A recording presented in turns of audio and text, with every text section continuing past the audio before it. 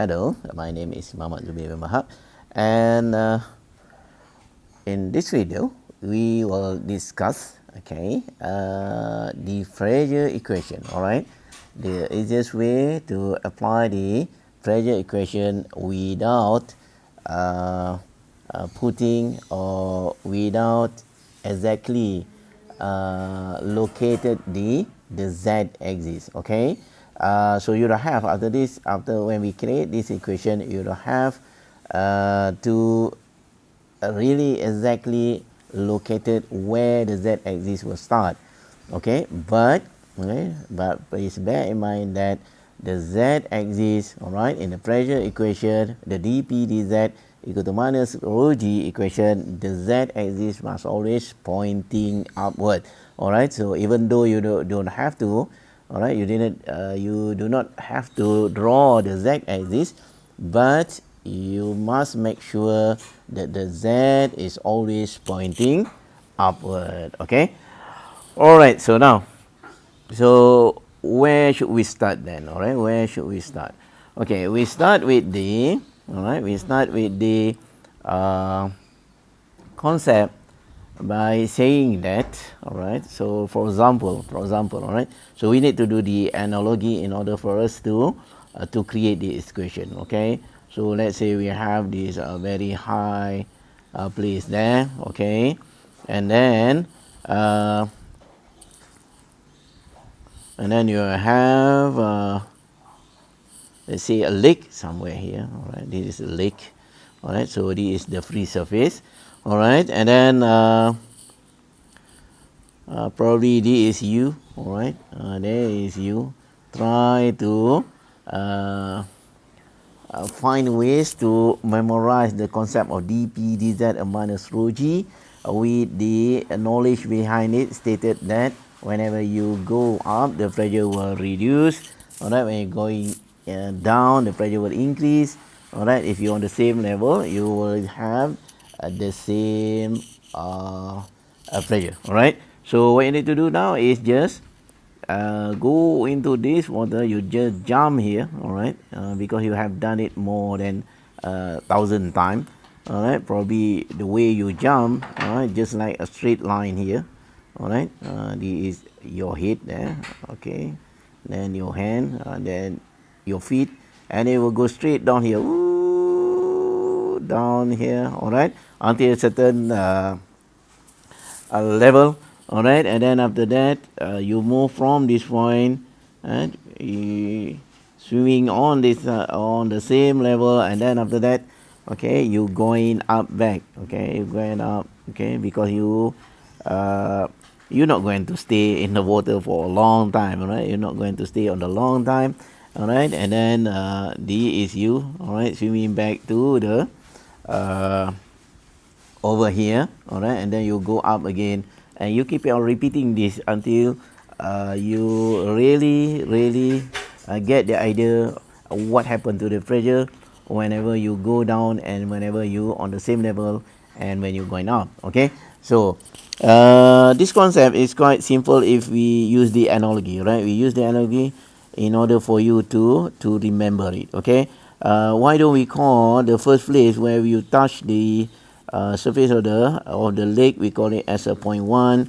All right, when you really at the bottom there, we call it point 2. Then we have this point 3. When you go up back to the surface, we call it as a point 4. Okay, so now let's imagine. All right, now let's imagine, all right, it's somebody which is not, for example, is not a Malaysian. All right, it's not Malaysian. All right, and then it come to Malaysia. Okay, when it arrive at for example in somewhere in the what do you call it, in Kuala Lumpur, for example. All right, in Kuala Lumpur at the airport. Okay, let's assume, all right, let's assume in Malaysia nobody know how to speak other language except in Bahasa. All right, except in Bahasa, and this guy just coming in from other country, all right, and try to register himself, all right, or herself to the UTM, for example. All right, so when they arrive at the airport, all right, they try to find any signboard stating a UTM. All right, there are nobody there. There is no UTM signboard somewhere there. All right, so let's say at that time there is no internet, all right, there is no handphone, all right, nothing. It's just the old ways, the old days, all right, nothing is there. Okay, so how do you think this guy, all right, want to ask somebody at the airport and they want to try to go to UTM? All right, do you think he will say, oh, saya hendak pergi ke UTM? Okay, it's not going to use the bahasa Malaysia, right? Okay, so at the point one here at the airport actually, okay, so the guy, all right, will still need to use his language, all right, because he not, let's say he doesn't know how to speak English and didn't know a word of bahasa Malaysia. Okay, so what happened is that at the airport, this guy will use his language, all right, to communicate with a Malaysian which is not knowing any other language except bahasa Malaysia. So at this point at the airport here, we call it as the P1, all right, we call it as the P1. Okay, so let's say this guy here and finally arrive at the UTM, for example, and when arrive at at UTM, all right, within 1 day or within 2 days, he's not going to know how to speak in Bahasa, right? So basically, when this guy arrived at UTM at the point 2 here, all right, the point 2 is UTM, for example, okay?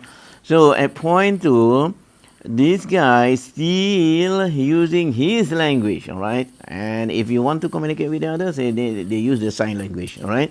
So at the P2, all right, at the P2, because this is a point 2, I mean UTM, so you need to write it as a UTM, so the P2, all right? So when at the P2, actually this particular student still use his language, all right? So P2 must equal to whatever language is used. In this case, we call it P1, all right? But after staying in UTM for such a long time, all right? Why is socialize a long time? Because he failed most of the class, right? So it take a long time to stay in UTM. But finally, it will pick up, all right? It will pick up some of the bahasa or language, right, in bahasa Malaysia. Okay, so in other words, okay, when you're going down, what happened to the pressure? The pressure will increase. So when it is increased, or when increase, it means that when arrive at point 2, all right, actually it start with the P1, which is equal, and then it will start to increase, all right. So we call it as the all right, it will add of a pressure. How much pressure it will add? Rho G times the H. All right, so let's say the distance here is an H. So P2 is equal to P1 plus rho GH. We saw the add the pressure. Okay, so and then when they stay in UTM, for example, it's not going to just stay there, right? So during the holiday, we'll move around Malaysia, all right? So when you move around Malaysia, it means that he will use both languages, all right? Because why? Because he already know the P1, his own language, and then at the same time, he's already pick up some of the bahasa. And then when they move around Malaysia, they can speak both languages. So that's why at the point 3 here, we can say that the P3 is equal to P2 because now this guy is moving around in Malaysia, okay? So he know the bahasa and can communicate with the others, okay? And then after almost 10 years in Malaysia, and finally going back to his country, all right? When he arrived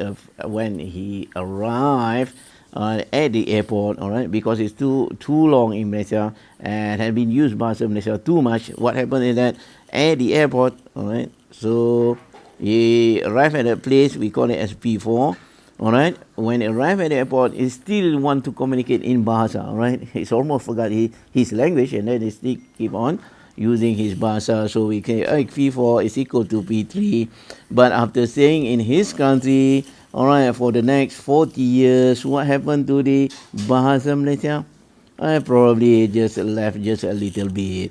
All right, so when you're going out, what happened to the pressure? Pressure will be reduced. All right, so pressure will be reduced. Okay, so reduce means minus. How much is minus? Rho G time H. All right, so the concept that I have here is that every time when you want to measure a pressure, all right, you don't have to determine exactly where is the z-axis. All right, so where is the z-axis? The only thing you need to know is where you come from. All right, where you came from. Okay, so by using this, what concept is it?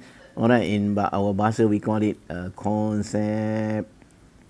All right, concept orang terjun. All right. By using this concept, orang terjun, all right, a jumping man, all right, you can write the pressure equation much easier, and then you don't have to, all right, determine exactly where the z-axis will start. The only thing you must remember this concept is where you come from. All right, for example, if you have this point here, which is a point 1, all right, D is a point 2. All right, if they ask you, hey, what is the pressure difference between P2 and P1? D is the H. The only thing you need to remember is you make a decision. You come from point 1 to point 2. All right, so what you need to do, write where you arrive. All right, you arrive at P2 and then equal it where you come from, which is P1, and then you determine whether you are going down. When it is going down, it plus. All right, if you are going up, it is minus. Okay, plus or minus how much? Rho. All right, G, rho is the fluid between that point 1 and point 2. G is the gravity, and H is the vertical distance, all right, between point 1 and point 2. All right, so by using this equation, all right, all the problem related to pressure measurement will become much easier. Okay, so after this, all right, you use this equation and try again to solve the example 1 and example 2 of the static equation problem. All right, and you will see and you will feel how easy it is to solve a problem related to pressure created by a fluid.